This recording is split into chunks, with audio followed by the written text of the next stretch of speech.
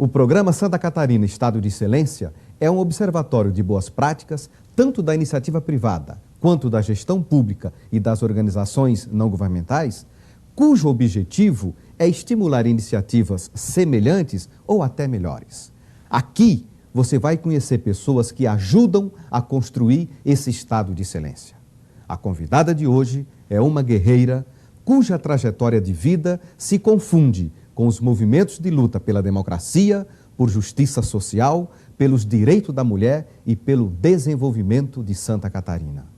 Estou falando da líder política, da empresária de sucesso, da mulher afirmativa, Anita Pires. Para me ajudar a conversar com a Anita, eu convidei o professor Fernando Serra, diretor da Unisul Business School. Tudo bem, professor? Bem, obrigado. Obrigado pelo convite. Tudo bem, Anita? Muito bem. Você sabe que é uma alegria muito grande a gente poder contar com você nesse programa de estreia. Anita, das diversas causas pelas quais você tem afinidade, eu vou começar abordando a questão do desenvolvimento. Eu estive participando como palestrante de um evento empresarial no oeste de Santa Catarina e mencionei a importância das missões empresariais. Um dos participantes do evento, o seu Toso, dos Atacados Toso lá do oeste, ele no final veio conversar comigo e destacou a missão que você liderou com um grupo de empresários para a Itália. E ele falando que depois daquela missão, ele deu outra dimensão na sua atividade empresarial e também na sua vida pessoal. Eu queria que você falasse um pouco sobre essa experiência com missões empresariais. Realmente foi uma iniciativa muito interessante. Começou com um acordo de cooperação com a Itália, que tinha um projeto de resgate da dívida que tinha com os italianos, que de certa forma ele estimulou para sair da Itália. E esse acordo de cooperação, ele consistia não só em missões culturais, mas o debate que a gente fez com a Itália, que foi extremamente interessante, é que nós gostaríamos de um intercâmbio muito mais eficiente na área de tecnologia, nas experiências italianas de mecanismos e ferramentas de apoio ao desenvolvimento.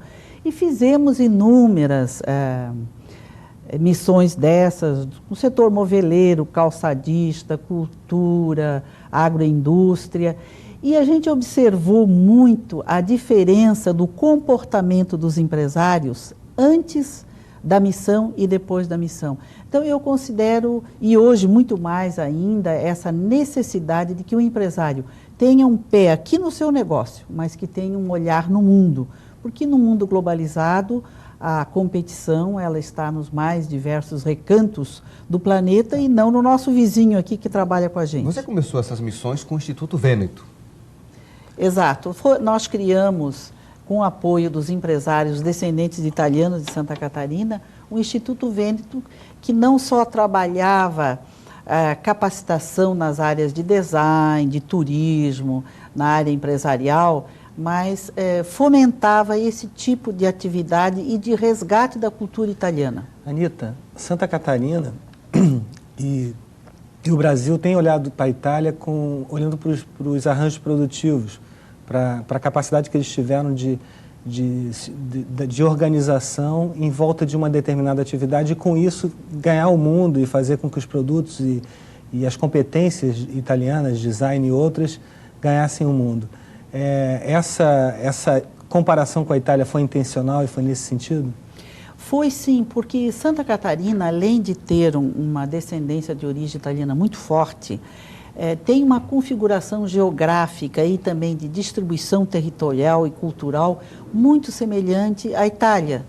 E a questão dos aglomerados produtivos, dos APLs, dos mecanismos de desenvolvimento que a Itália desenvolveu, principalmente baseado na cultura de cooperação, é uma das coisas que a gente continua conseguindo ver se trazemos para a cultura da empresa catarinense, brasileira, e principalmente para que os governos, tanto a prefeitura como o governo do estado e o governo federal, olhem o desenvolvimento como a Itália olha. Quer dizer, não basta você dar crédito a uma empresa, ela precisa ter o apoio necessário e os mecanismos de apoio na busca da inovação, das novas tecnologias, dos novos mercados.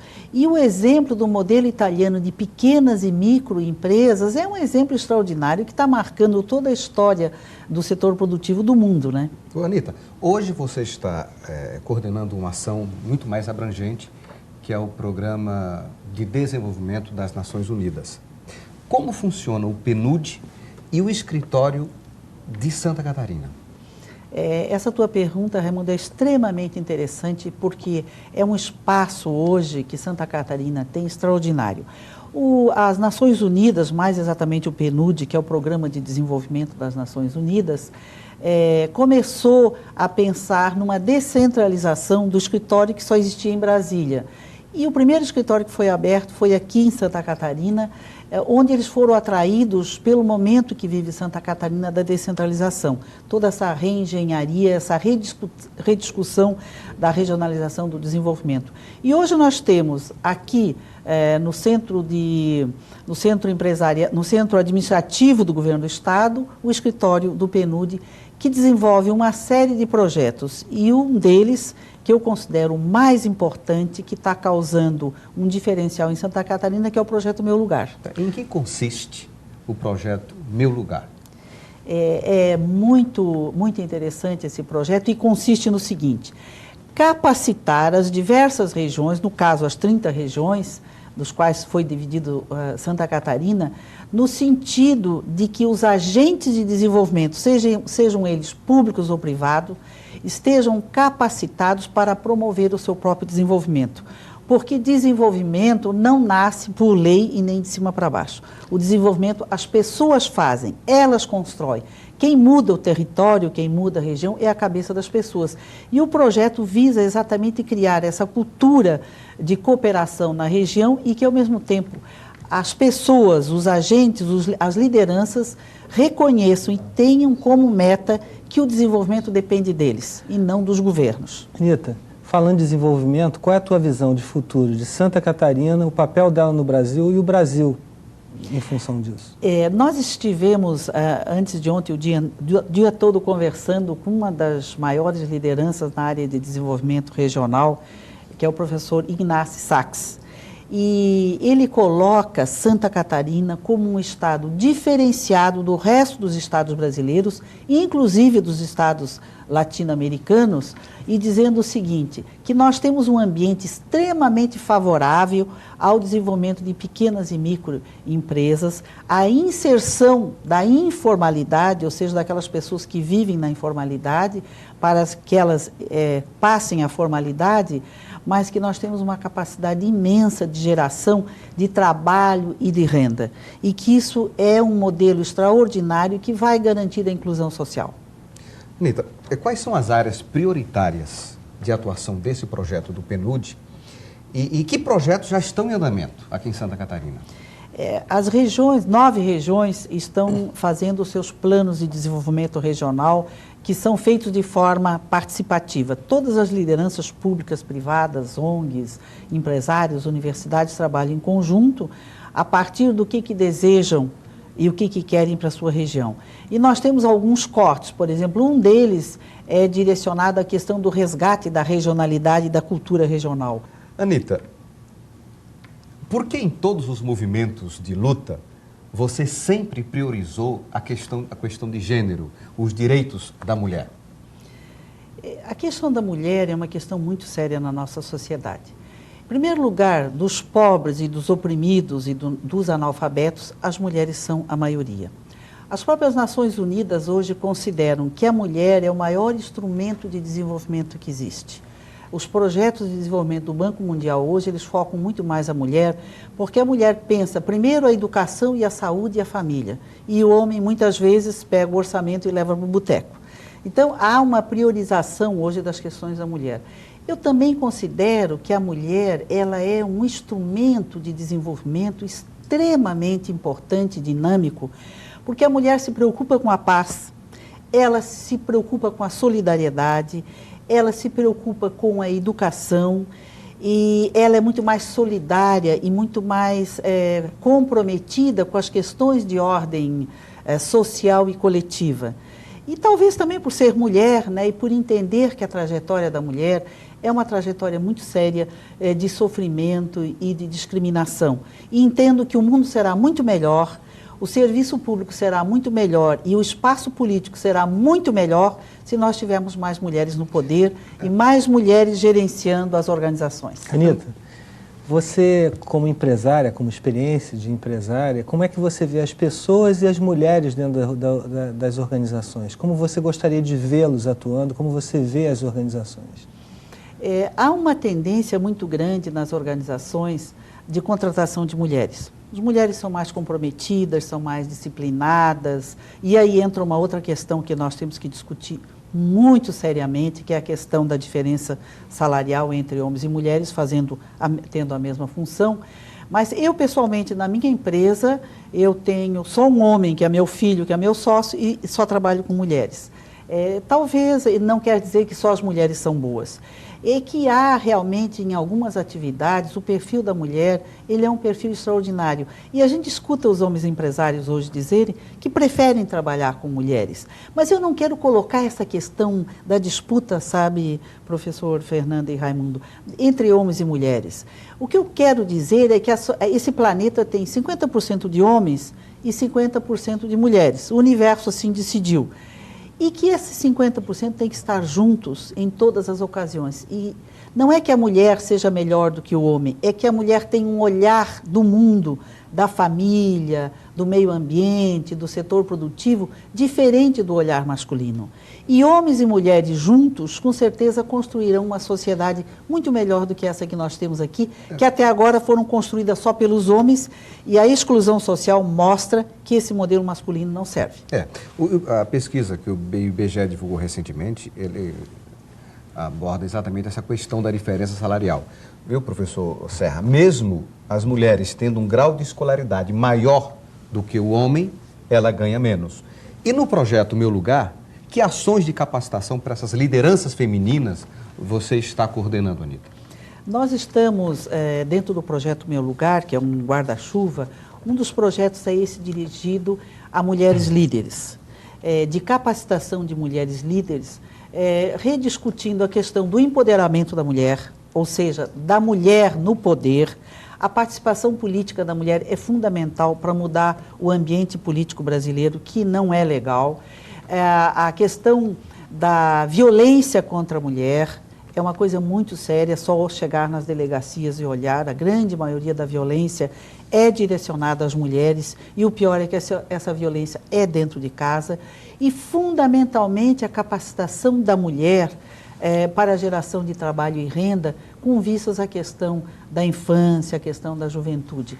Esse projeto, ele vai estar acontecendo nas 30 regiões de Santa Catarina, é um projeto das Nações Unidas, nós estamos contando com a assessoria das Nações Unidas, que tem em Nova York um escritório especializado em projetos e capacitação dirigido às mulheres.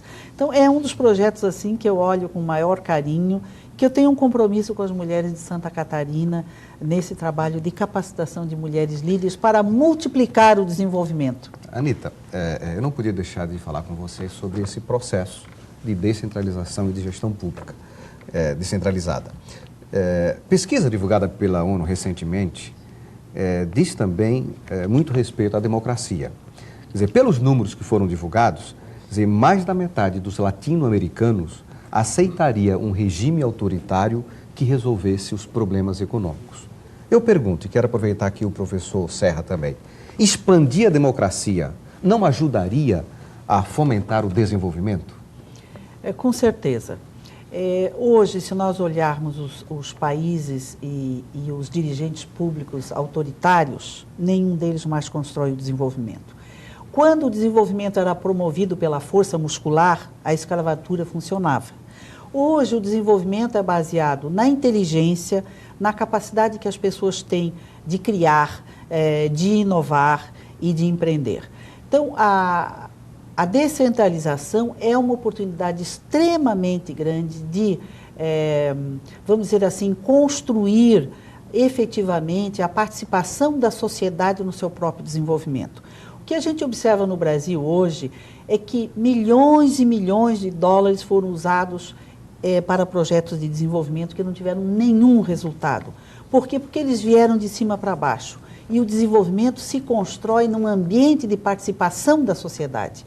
Hoje, se no município nós não tivermos os empresários, as organizações sociais, a igreja, o prefeito, o governo do estado, o governo federal, juntos, pensando o desenvolvimento da sua região, não adianta dinheiro e não adianta o governador ou o presidente da República querer fazer desenvolvimento. Quem muda realmente o ambiente na região são as pessoas e nós temos que investir nelas. E a descentralização caminha nessa direção. Eu não posso deixar de concordar.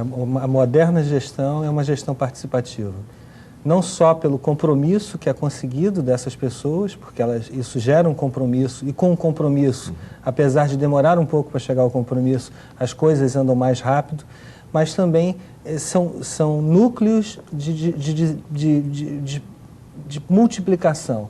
E aí não só anda mais rápido, mas consegue um resultado maior. Mas há no Brasil, e a propósito desse nosso tema, há no Brasil a cultura da gestão pública centralizada. Quer dizer, basta ver a distribuição da arrecadação de impostos. Quer dizer, a União concentra 62% de toda a arrecadação dos tributos, os estados ficam com 24% e os municípios com 14%. Então, Anita, eu li com muita atenção a Lei 243, que instituiu o Programa de Descentralização do Governo. Particularmente me chamou a atenção o capítulo referente à criação dos Conselhos de Desenvolvimento Regional. Professor Serra, no capítulo referente à instituição dos conselhos, está previsto lá na lei: todos os prefeitos, independente do seu partido político, todos os presidentes de Câmara de Vereadores, independente da sua origem partidária, do seu partido também, e mais 2 representantes da sociedade civil fazem parte do Conselho, que é, na verdade, quem determina os recursos que serão utilizados. A grande pergunta em termos de gestão pública, Anita: há integração desses conselheiros? Há uma participação efetiva dos conselheiros para decidirem o que vão investir e o que vão priorizar na região? Depende muito das regiões. Uma característica muito interessante é o seguinte: onde existe capital social, ou seja, onde existe uma organização da sociedade na região, onde as pessoas participam, tem cultura de participação, o conselho vai bem, e essas lideranças entenderam que a descentralização e a participação no conselho é uma oportunidade extraordinária. Nas regiões onde não existe capital social, que são regiões que já são pobres porque não são organizadas, porque não entendem que seu destino está nas suas mãos, esses conselhos não funcionam tão bem. É lógico que ainda existem os preconceitos político-partidários, tem prefeitos ou presidente de câmaras que acham que participar do conselho não é do partido dele, quer dizer, é também um grande equívoco. Mas o espírito do Conselho de Desenvolvimento Regional é que a região que hoje tem à sua disposição e decide o que fazer com os recursos, o Conselho é que define as obras e como usar os recursos orçamentários. Que isso é uma oportunidade muito grande e só é possível a região realmente construir o seu próprio desenvolvimento se ela participar. E o Conselho é o espaço, é a ferramenta de fortalecimento da sociedade na região. Anita, lamentavelmente o nosso tempo é muito curto e ele se esgotou. Senão ficaríamos aqui horas conversando com você. Eu quero agradecer o professor Fernando a sua ajuda em entrevistar essa legenda catarinense e fica para as suas considerações finais. Olha, para mim foi uma honra estar aqui presente e como consideração final, eu só quero parabenizar pelo trabalho, porque é muito difícil nós vermos efetivamente no país, infelizmente, essas iniciativas que vêm da ONU e com recursos que vêm de fora serem otimizadas e aproveitadas tão bem.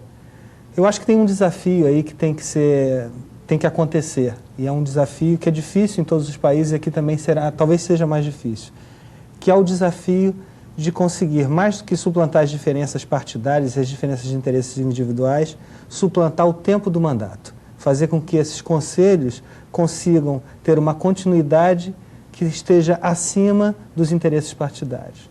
E eu acho que esse é um grande desafio da doutora Anita. Muito obrigado, professor. Anita, muito obrigado por participar do nosso programa de estreia e deixe uma mensagem para os nossos telespectadores. Em primeiro lugar, realmente eu fico extremamente até emocionada em ver esta ferramenta que é este programa Santa Catarina no Estado de Excelência, e acho que são essas iniciativas e mais o compromisso que cada cidadão e cada cidadã tem na construção de um país melhor para nós e para os nossos filhos. E é dessa forma que nós vamos chegar até lá. Finalizando esse programa de estreia, eu quero convidá-lo. Na próxima semana, nesse mesmo horário, nós temos aqui um encontro com mais um construtor desse estado de excelência. Obrigado pela sua audiência e até lá.